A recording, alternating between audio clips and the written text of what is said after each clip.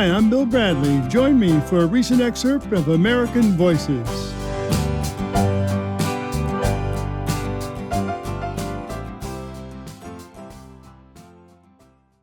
But first, who doesn't love listening to music? I know I do. Most of us do. But there are very specific ways that music can be used in a therapeutic setting. My guest today uses music to treat people dealing with everything from depression to cerebral palsy to brain injury. Music therapist Tom Sweitzer is the co-founder of A Place to Be. He's an adjunct professor at Shenandoah University. His rock opera premiered at the Kennedy Center. It's called A Will to Survive, about teenage suicide. His new one-man show is called 20 Seconds, and he's turning it into a musical. Tom Sweitzer is here with me now. Tom, welcome to American Voices. Thank you so much for having me, Bill. So tell us a little bit about your childhood and how you were first drawn to music and how you met the person that would become your music teacher. Sure. I was born and raised in Altoona, Pennsylvania in the early 1970s, a small blue-collar railroad town, and it was just me. I lived with my mother and my father. My mom was very ill, diabetic, and also very obese. And my dad was schizophrenic and was an alcoholic and had many other problems. When I was 8 years old, I was always stuck in the house, but there was this church across the street from my house, and I would hear the music pouring out every Sunday morning, and I knew I always wanted to go there. And so one Sunday morning, I just had it. I was still in my pajamas, but I decided to just run across the street. And right there, the doors opened up, and there was this amazing Sunday school teacher named Erdine. And she asked me what took me so long to cross the street. And I stayed with her that day, and she showed me the very first time I ever saw a piano. And I stayed there and I played piano with her and I sang. And Bill, I probably didn't miss a Sunday for at least 5 or 6 years, until my young adulthood, teenagehood took over. But I never missed a Sunday. I was always in Erdine's Sunday school classroom playing music, and she changed my life.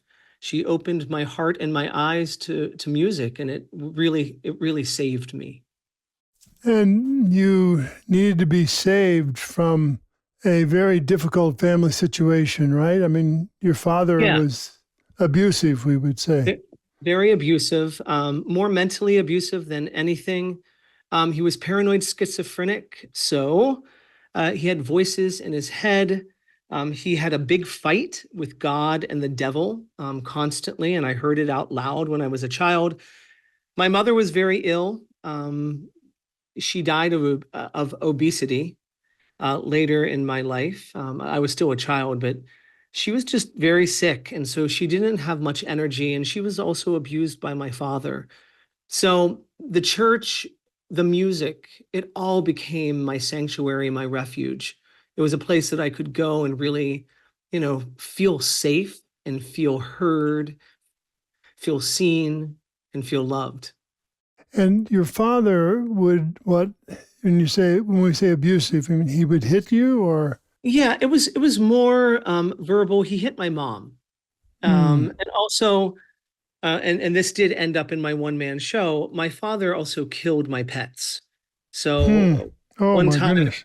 In the show, and you know this about building a one-man show, sometimes they tell you to write what you know, and then sometimes you write things out and you're like, that's so unbelievable, nobody's really going to believe it. My father probably killed 3 or 4 of my pets, one being my dog, in front of me. And in the show, I just kept it to one dog. So when people would ask me after the show, like, did that really happen? I would say yes, and I wouldn't want to go any further than that because more than that happened. But my father Bill, he was so ill. And, it was 1970s. There wasn't much help for people with mental illness. And and add alcoholism on top of that. And he only went to 2nd grade. So he didn't have much of an education. And, he tried his best, but he was very abusive to my mom in front of me. And then for me, he also didn't like that I was a very dramatic child. I'm gay. I sort of knew that since I was 6 or 7 or 8. I don't even remember, but my father really wanted me to be manly. And he would tell me this constantly and make fun of how I walked, how I talked, and Mm, force me into sports, which I really love sports and I respect them. I just it wasn't my thing. But you don't love anything that you're forced to do. And he thought that that would make me, more masculine. And mm, I just became myself. And how painful. thank God for music. It is painful, but I have such beautiful memories of so many things as a child. And it took years and years of therapy to get to that place. Yeah. Um, but it was painful. And I have a resilience inside of me that that's why I thought I would put the story out there, because I think Hmm. when we can learn other people's journey and their resilience and maybe what they turn to get through this life, that maybe it could help, somebody else out there. So Right. But you did come to forgive your father. I mean, a lot of people wouldn't forgive a parent who was abusive like that. How'd you get to the place where you could forgive him? so yeah, by the time I was in college, my mom had passed away. My father was in basically psychiatric hospitals all through my early 20s. And then Bill, he attempted suicide several times. And each time he did, he would end up in a hospital or a home, and he just became weaker and weaker. His brain was very affected by all that medication, and he became mellow. And my Sunday school teacher, when I was a kid, Erdine, she one time told me, I must have come over to her and had a horrible day at my house, and she hugged me a very long time. So long that it became, I don't know, almost like uncomfortable. I was laughing a little bit, and she said, it takes time for a hug to work. And Hmm. I remembered that. And this is where 20 seconds, the title of my show, comes from. And there's a study out there that talks about what is the timing. Now, I did not mean for the study I didn't do the study. And I would tell you who it is, and I'm forgetting, but there's a scientific research study out there that talks about, the timing it might take for a hug to really penetrate. And so I I didn't want to live with this hate, and I did not want to live with this pain. So, around my late 20s, I really did hug my dad one day hard, and he melted in my arms. It was a decision. It was deliberate. I Hmm. went home and I thought, this poor man. I mean, Bill, no friends. I mean, he had a couple family members, he had a couple people in his life that were there for him, but he spent 95% of his day in a house alone. And I just hugged him so hard that day that he melted into me. And from that day on, I'm one of the luckiest people. I mean, he visited me in Virginia. He lived in Pennsylvania. I would take him shopping. We would have dinners together and small Hmm. walks. Yeah, but it took your initiative and your It, perspective to reclaim that relationship. it did. It did. And I had to make that decision because I think so many people hold on. We hold on to this pain and this agony that we're the victims. And I didn't want to do that anymore. And I am a true believer that people are trying their best.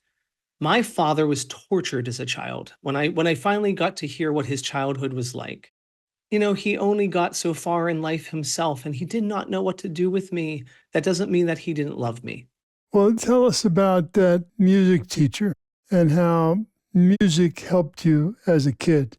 I mean, you tell the story walking across the street and there she is and it says, come in. But tell us the Yeah. story of her and how it actually helped you as a kid. The first day I was there, I was early. The other kids weren't there at Sunday school yet, and she asked me to sit beside her at the piano. And I can remember the moment she started to play, I felt, I don't know, like a whole world opened up to me, and my imagination opened up, and I felt like I was in a place that I could be myself finally. And so week after week, Bill, she would just teach me more piano. Then she would teach me, we would sing together because she was always preparing to be in the choir. By the time I was 12 years old, I became one of the church pianists and I was also in the choir. Mm. Now, here's the thing that I had to really figure out when I got older is, you never know what people know. And I don't know how much she knew because my parents never came to that church. My mom came one Christmas